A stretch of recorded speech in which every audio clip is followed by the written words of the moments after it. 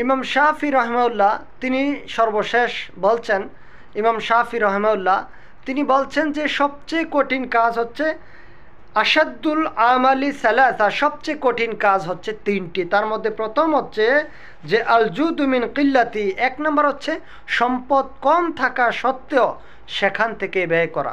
এটা অনেক কঠিন কাজ।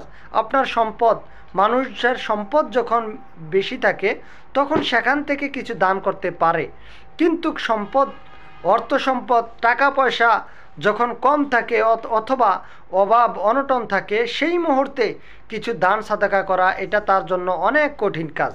2 নম্বরে তিনি বলছেন যে নির্জনে আল্লাহকে ভয় করা, এটা অনেক কঠিন কাজ।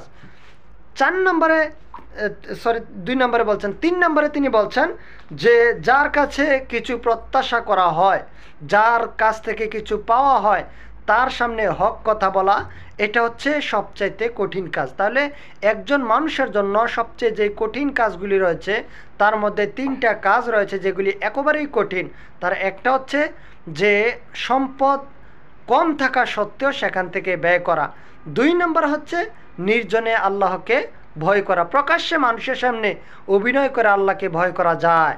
একজন মানুষ যখন ওয়াজের মঞ্চে ওঠে তখন সে কিস্সা কাহিনী দিয়ে বিভিন্নভাবে মানুষের সামনে নিজের চোখ দিয়ে অশ্রু প্রবাহিত করে দেখায় যে আসলে সেই ব্যক্তিটা আল্লাহ বিরু কিংবা আল্লাহকে ভয় করছে ইত্যাদি, সে মানুষকে বুঝাতে চায়। তাহলে এটা তার পক্ষে সহজ বা সম্ভব।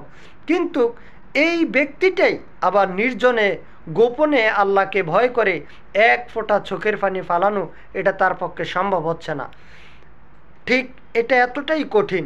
এছাড়াও 3 নম্বরে তিনি বলছেন যে একজন মানুষ যার সামনে আপনি হক কথা বলতে চাচ্ছেন, ওই ব্যক্তি আপনাকে কিছু দেয় বা তার কাছ থেকে আপনি কিছু পান, বা সে আপনার পাশে দাঁড়ায়, সে আপনার সাহায্য সহযোগিতা করে, অথবা সে আপনার প্রতিবেশীর মধ্যে সে এমন ব্যক্তি যে আপনাকে কিছু করতে পারে, আপনার উপরে তার কিছু ক্ষমতা রয়েছে, এরকম ব্যক্তি, আপনার উপরে তার দাফট রয়েছে, এরকম ব্যক্তিদের সামনে হক কথা বলাটা হচ্ছে একজন ব্যক্তির জন্য খুবই কঠিন জিনিস।